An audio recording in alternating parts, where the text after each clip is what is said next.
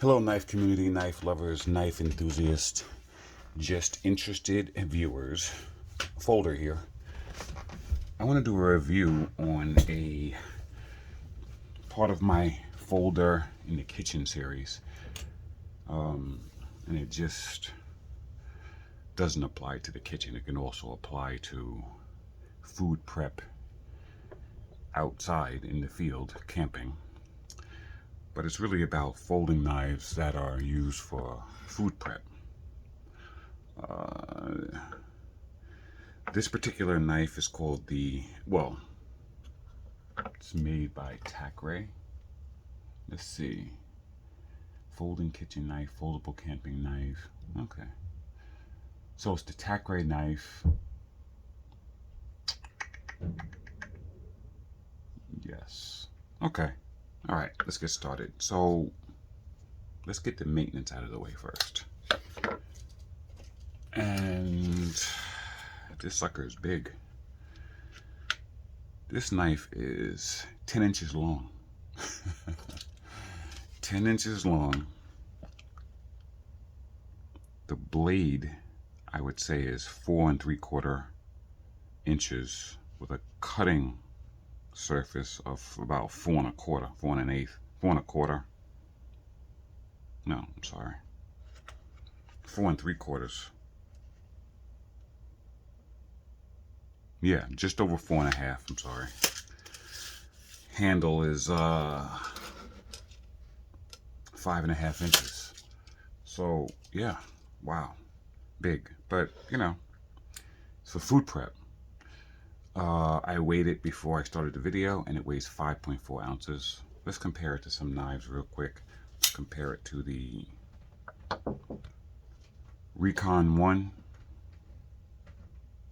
which is an enormous knife,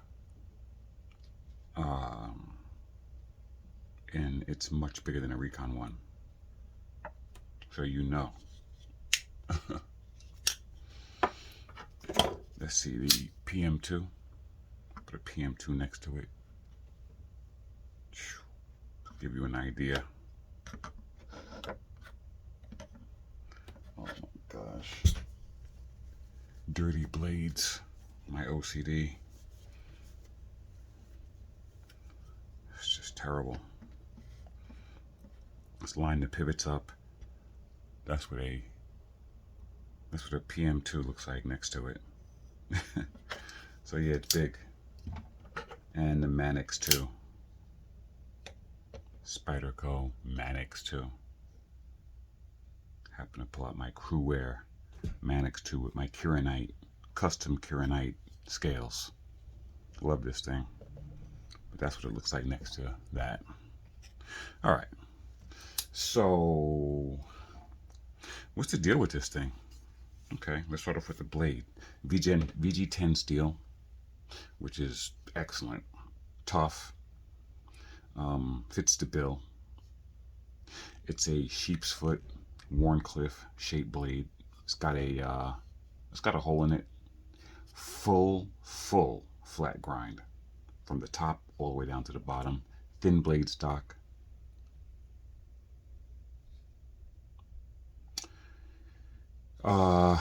Enormous sharpening choil. Actually, it's not that big, because if you look at it,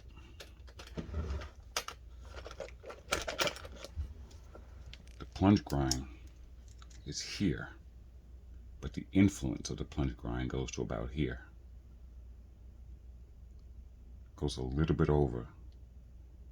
They didn't make a hard line plunge grind. It sort of tapered a little. I don't know if you can see it in the video, but yeah, it's definitely tapered a little. But you still have from here to here as far as sharpening. Not a problem. They made it enormous, that's for sure. Sort of had a satin finish with the grind lines going north to south, and then a stone finish right at the edge where it meets the pivot bolt. So yeah, it's nice. It's nice. I don't have any problems with that for food prep. Let's get to the handle. Handles G10. It's got some ergos that are designed specifically for cutting, and actually it could be chopping also. The blade doesn't have the weight for chopping, but the ergos say chopping. But you know, it's definitely for cutting. I like the use of G10 with this. The bolts in this thing look really tiny, like sixes, which big knife, little bolts, T6s. Wow. Even the main one, this huge one, is a T6. Yeah, well, you know, listen, that's in the knife world, the knife community, you know, we wouldn't do that, right? The companies that we know, right? Spyderco, Cold Steel, Demco, you know, they wouldn't. We would hope they wouldn't put a huge bolt like that with a little T6 in it. But yeah, so there's a lanyard hole. Looks pretty functional. Make sure the blade doesn't eclipse it, and it does not. This thing is moving all over the place. I use a cutting board. I figured a cutting board would be good for this review, and it's just it's terrible. Look at this thing. Anyway, it has full skeletonized liners, which, you know, you would think it would, because it's, you know, you really need to bear down on stuff for cutting. Full skeletonized liners. There's jimping. The jimping's kind of far back. I mean, if you're going to hold this thing, if the ergos are going to put you here, why would they put the jimping this far back? That would kind of put me here. Yeah, I don't know about that. And on top of that, the jimping on the liners does not come above the G10. So technically, you can feel it, but it's not really giving you traction. Not really. That's a negative. Yeah, I don't like the placement of it, and they look aggressive, but they're not, because it's lower than the G10. We have a button lock here, which is interesting. Let's see how the slow roll. This thing is not drop shutty, that's for sure. Button lock. Wait a minute.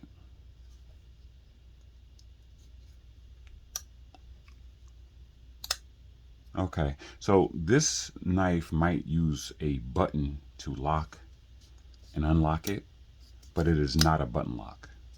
It is a frame lock, because I'm noticing that the button is pushing in the frame. Let me see this.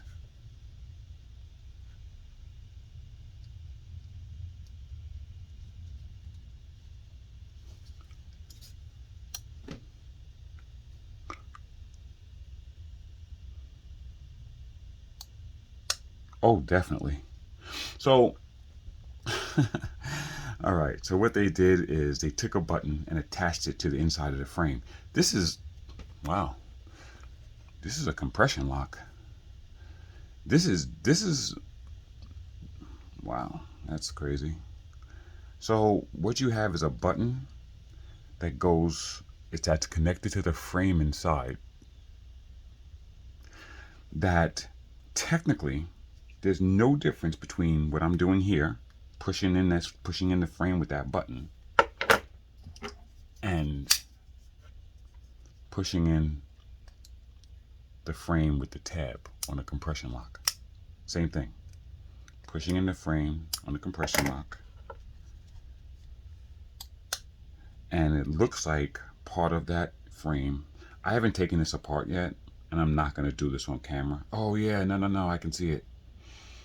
Okay, so it looks like I'm not sure if it locks in the same way the compression lock does, because the compression lock has a tab that locks, it locks into like this. It locks underneath in a gap in the tang. There's a gap in the tang, and it locks underneath there. This looks like it's just a kickstand. Oh wait, let's see, we can tell here. So it will go here, and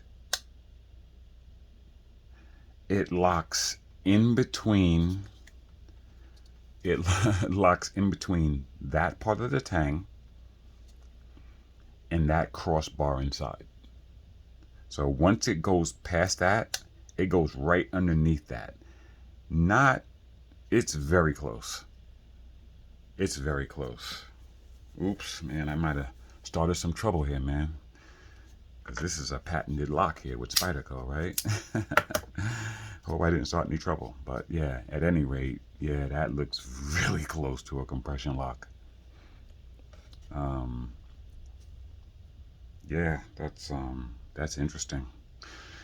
Anyway, moving forward, yeah, so it's a compression lock, no doubt about it. It just uses a button to push in the tab, whereas the compression lock, we know, uses the tab back here.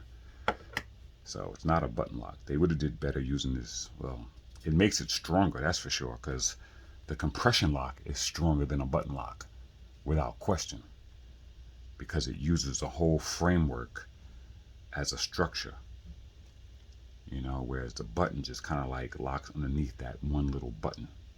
So it's not a button lock, it's a compression lock. It's a frame lock. It's a frame lock in essence. So it uses a frame lock that uses some serious Spyderco compression technology. That's for sure. At any rate, yeah.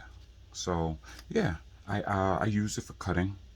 Excellent. It came with a really nice edge, very nice edge for cutting. You know, about $40 on Amazon. You know, so it's yeah, not a bad deal. Not a bad deal. You wanted this to take into for camping out in the field. The beautiful thing about folding knives that we know is they fold, right? That's the beautiful thing about them, right? They take a knife that's over 10 inches long and make it half that length, right? So now it's half the length. And it also protects us from the sharp edge. We don't have to have a sheath, right? Because it can fold, and now our hands are protected, okay? And it also protects the blade. So there's a benefit to having a folding knife as a food prep knife in the field, definitely. So yeah, so yeah, nice little product. Anyway, that's the Tacray folding kitchen camping knife. That's all I got. Thanks.